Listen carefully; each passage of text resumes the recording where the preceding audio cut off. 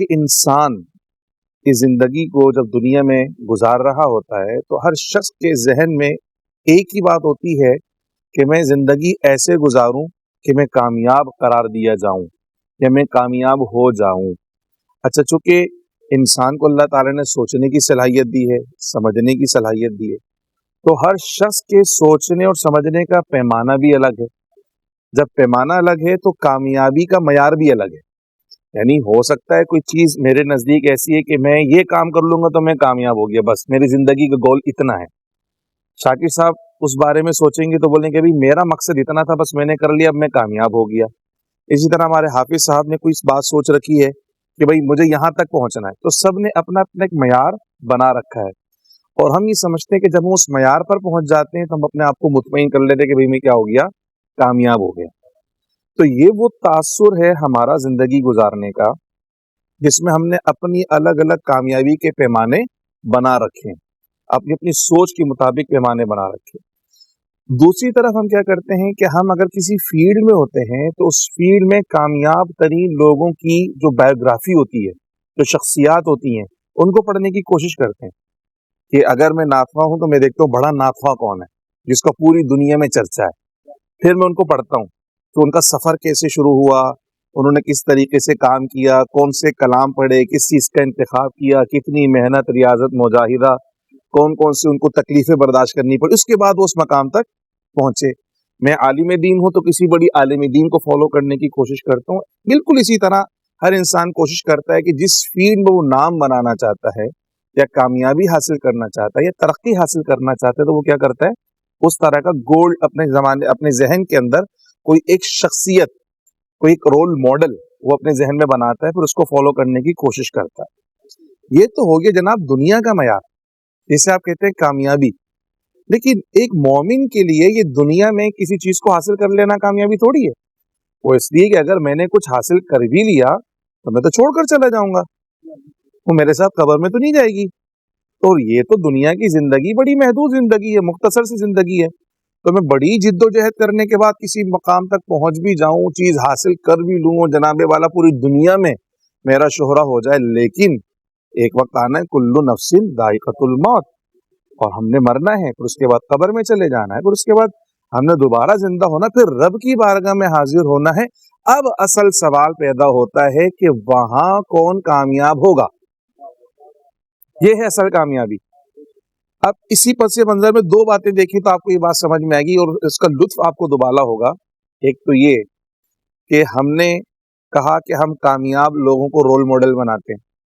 اب بحیثیت مومن ہم یہ چاہتے ہیں کہ دنیا کے اندر بھی عزت والی زندگی گزارے اور آخرت میں بھی عزت والی زندگی نصیب ہو، دنیا کے اندر بھی اللہ کے محبوب ہوں اور آخرت میں بھی اللہ کے محبوب ہوں۔ تو اگر دنیا میں بھی محبوب ہونا چاہتے ہیں، آخرت میں بھی محبوب ہونا چاہتے ہیں، تو رول ماڈل کس کو بنانا ہوگا؟ محبوب سبحانی کو بنانا ہوگا، غوث سمدانی کو بنانا ہوگا، قطب ربانی کو بنانا ہوگا، حضرت سیدنا شیخ عبد القادر جیلانی کو بنانا ہوگا۔ بھائی اگر دنیا اور آخرت دونوں کی عزت، مومن کی نظر میں دنیا اور آخرت دونوں کی عزت ہے، تو فرما کامیابی تو وہی ہے کہ یہاں بھی لوگ عزت اور احترام کے ساتھ اور رب کی نسبت سے یاد کریں، اللہ کے ولی ہیں، اللہ کی بارگاہ میں محبوب مقام رکھنے والے، سالوں بیت گئے انتقال کیے ہوئے، لیکن آج بھی ہر شخص عزت اور احترام سے سر جھکا کر نام لے رہا ہے، عقیدت اور احترام کا مظاہرہ کر رہا ہے۔ یہی تو کامیابی ہے کہ ایسا تھوڑی کہ آپ منصب پر بیٹھے ہیں، کرسی پر بیٹھے ہیں تو ہر کوئی سلام کر رہا ہے، ہر کوئی سلام کر رہا ہے، اور جب آپ ریٹائرڈ ہو گئے، کرسی پر سے اتار دیے گئے تو کوئی منہ لگانے کو تیار نہیں ہے۔ اور اللہ والوں کی شان دیکھیں کہ جب یہ منصب ولایت فائز ہو گئے، اللہ کے محبوب ہو گئے اور کامیابی کی سند اللہ نے ان کو عطا فرما دی ہے، تو جب یہ مسند پر تھے تب بھی قابل احترام تھے، صاحب مزار ہیں اب بھی قابل احترام ہیں، اور جب روز قیامت اللہ کی بارگاہ میں حاضر ہوں گے وہاں بھی ان کے لیے مسند لگائی جائے گی، وہاں بھی قابل احترام ہوں گے۔ یہ ہے کامیابی۔ تو مومن کے لیے دنیا میں بھی عزت اور احترام اور آخرت کا بھی عزت اور احترام دونوں ملحوظ خاطر رکھیں گے تو فرما قد افلح المؤمنون، یہ کامیابی تو اہل ایمان کو ملتی ہے اور کسی کو نہیں ملتی۔ اور دوسری بات کا اس کا ذرا لطف آپ لیں کہ یہ کس زمانے میں نازل ہوئی؟ مکہ مکرمہ میں نازل ہوئی آیت ہے، اور مکے کے حالات آپ کو پتہ ہے کہ مکے کے اندر پیارے آقا صلی اللہ تعالی علیہ وسلم جب تبلیغ فرما رہے تھے تو قسم پرسی کا عالم ہے. ایک طرف کفر کھڑا ہے اور ایک طرف اہل ایمان.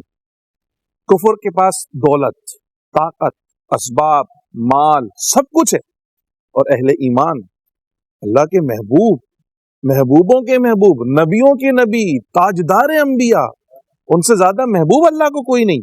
وہ اللہ کے محبوب اور ان کے ساتھ ایمان لانے والے کمزور، پریشان، چاروں طرف سے ظلم و ستم کے پہاڑ توڑے جا رہے ہیں. اکثر تو تھے ہی غریب، لیکن جو امیر تھے، امیر گھرانوں سے تعلق رکھنے والے تھے، ان کے گھر والوں نے ان کو نکال دیا، فارغ کر دیا. بظاہر ایسا نظر آ رہا ہے کہ کفر کامیاب ہے اور اہل ایمان معاذ اللہ ان کے مقابلے میں ناکام اور کمزور نظر آ رہے ہیں. اللہ سبحانہ و تعالیٰ نے اس کیفیت میں، اس ماحول میں جب مسلمانوں کے حوصلے پست کرنے کی کوششیں کی جا رہی ہوں کہ تمہیں ایمان لا کر ملا کیا، کچھ بھی تو نہیں ملا، پہلے کامیاب تھے اب ناکام ہو گئے، اللہ نے اس ماحول میں یہ آیت نازل فرمائی، قد افلح المؤمنون، اے کافروں تم ناکام و نامراد ہو، میرے نبی کے غلام ہمیشہ کامیاب رہنے والے ہیں. وہ اس لیے کہ تمہیں دنیا کی دولت ملی ہے، انہیں ایمان کی دولت ملی ہے. تم نے دنیا کمائی ہے، انہوں نے آخرت کمائی ہے. تم نے معبودان باطلہ کو خوش کیا ہے، انہوں نے رب ذوالجلال کو خوش کیا ہے. تم اپنے نفس کے غلام ہو، یہ محمد مصطفیٰ کے غلام ہیں. تو اصل کامیابی کس کو ملی ہے؟ قد افلح المؤمنون کا المؤمن، جو مؤمن ہے، جو لا الہ الا اللہ محمد الرسول اللہ کا نعرہ لگانے والا ہے، کامیابی ہمیشہ اسی کا مقدر ہے.